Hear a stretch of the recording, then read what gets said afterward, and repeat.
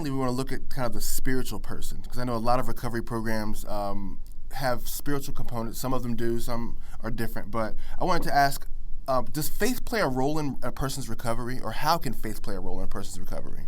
I think, faith that's a fantastic question. And I really was glad to hear that you asked that. One of the most well known recovery programs, a 12-step program, does have a faith based component to it. Do you have to be somebody who who buys into that to go through the recovery program? No, you don't have to do that, but you do need to have a spiritual understanding or kind of a personal sense of awareness of your own spirituality in order to for the 12-step programs to kind of really work for you.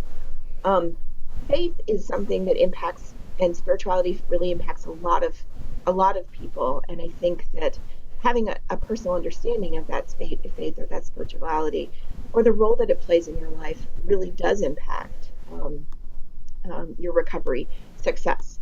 For example, if you have a young person who is very involved in their church or their synagogue, they might be able to go through the recovery process much more effectively um, if they are working with somebody in a spiritual capacity, so a pastor or a rabbi or somebody like that. I think that you're going to find that meditation is a great way to deal with cravings, particularly. I know that one of the things that is often recommended for folks who are trying to quit smoking is meditation and mindfulness. It really helps with the cravings when somebody is trying to quit. So, spirituality and faith and your mental health really does play a part in in the recovery process. Oh, super. And I think that's very accurate. When you talked about just faith being almost it doesn't have to be locked into one thing, but really what you make of it. Like you talked Hmm. about just the mindfulness or just being able to tap into pastoral counseling or whatever the case may be.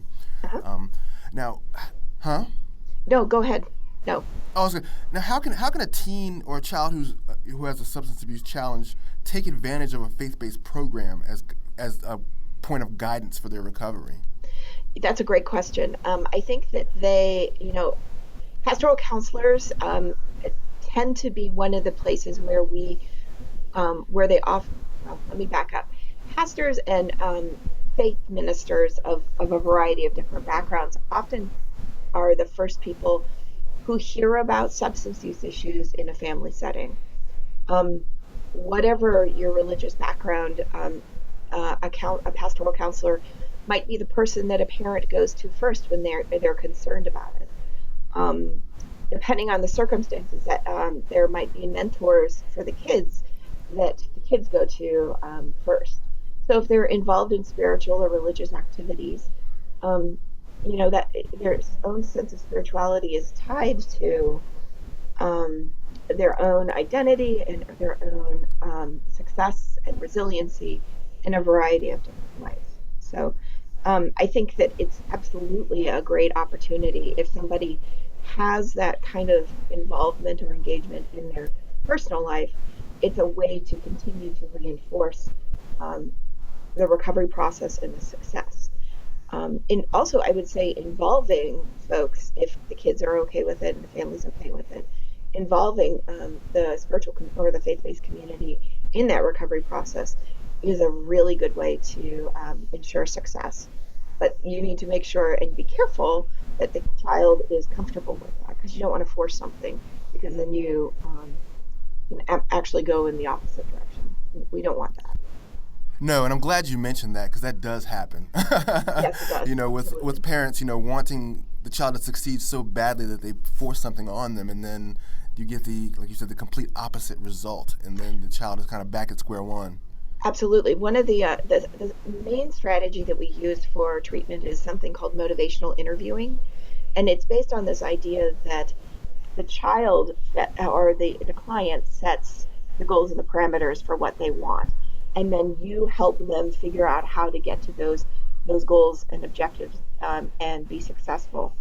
So there is a level of buy-in that has to come with the process, the recovery process for the young person. It's not going to work if a parent drags a kid in there and they're not ready to do anything about it. They need to be ready to do something about it.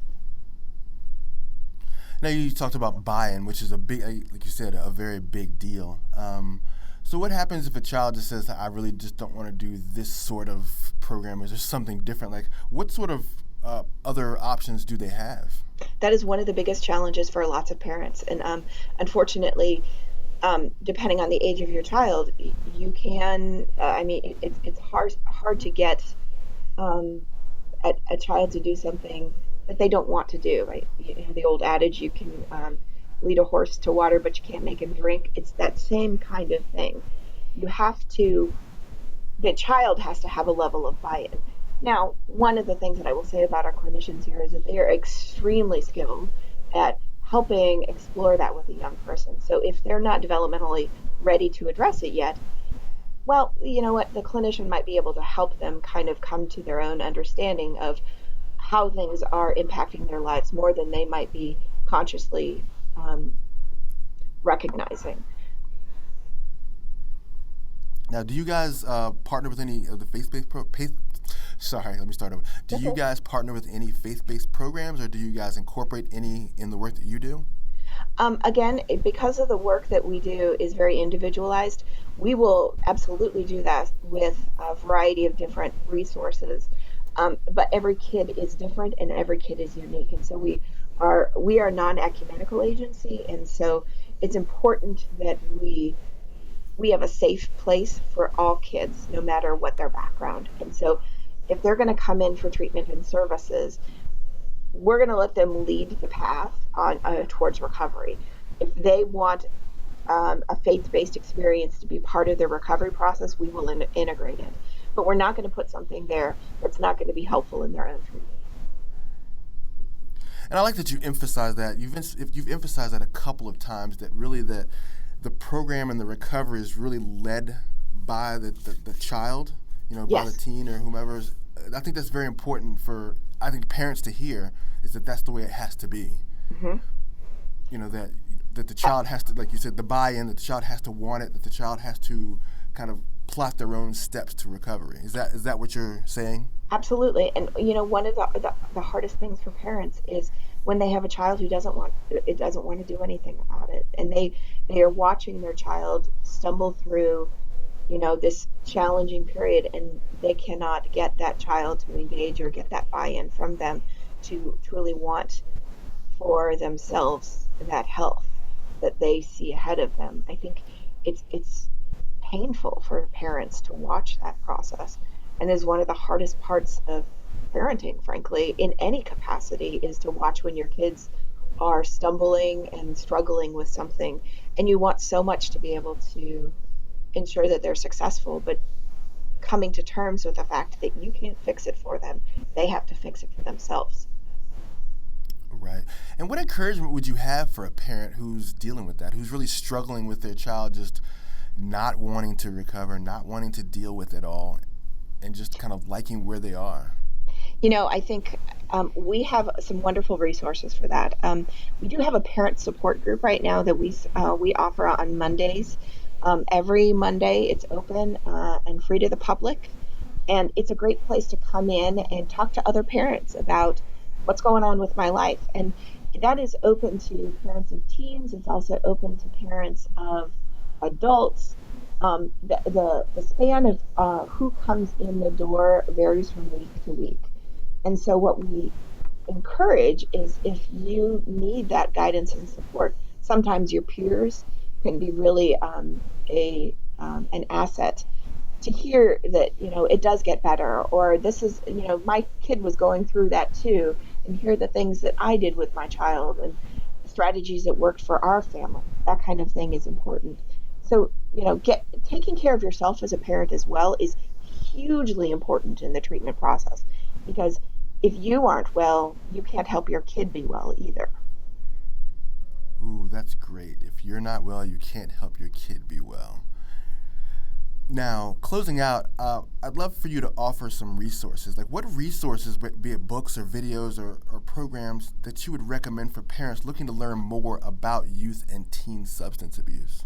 So there's a variety of different ones that I love. One website that I would recommend is called parentfurther.com. Um, it is a great resource that provides all kinds of tips and tricks and parenting strategies in a variety of different ways.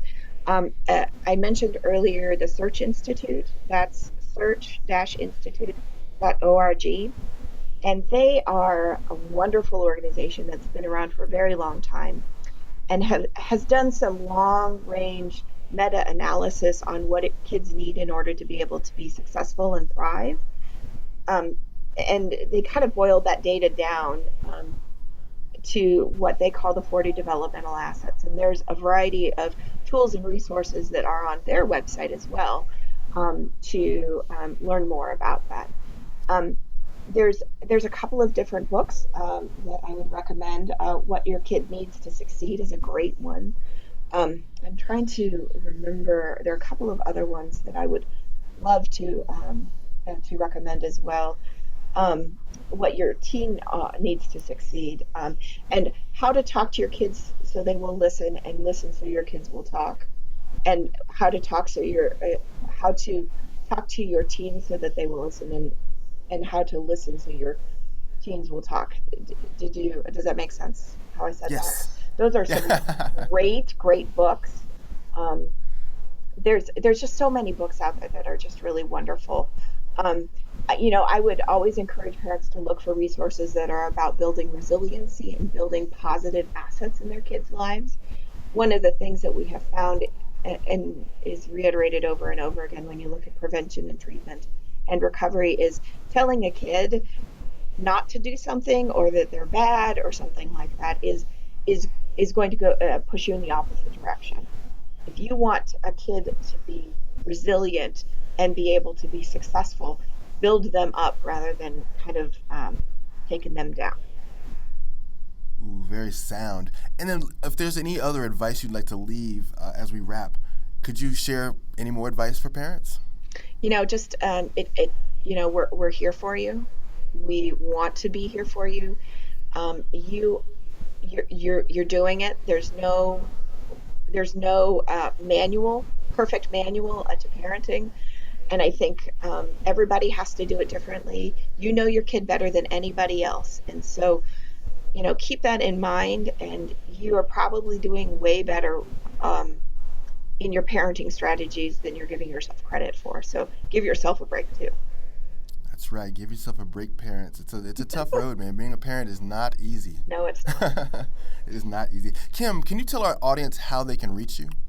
Absolutely. So our website is www.bacon, spelled out, street.org. So baconstreet.org. You can also give us a call at our office. That number is 757-253-0111. We're also on Facebook and Instagram, and would love for folks to come and join us in social media. Our offices are located at 247 McLaws Circle in Williamsburg, Virginia. And we would love for folks to pop by if they would like to come see us as well. All right. Thank you guys for joining us again today on TheraFit. You have been with Kim Dellinger, the Executive Director at Bacon Street, whose mission is to provide services to young people and families affected by substance abuse and or mental health issues. Kim, thank you so much for joining us. You're welcome, Chris. Thank you for listening to this session of TheraFit. If you like what you just heard, we hope you'll pass along our web address, holisticfamilysolutions.com, to your friends and colleagues. Be sure to check out the archive section of our website for previous podcasts. This has been an HFS production. Join us next time for another edition of TheraFit.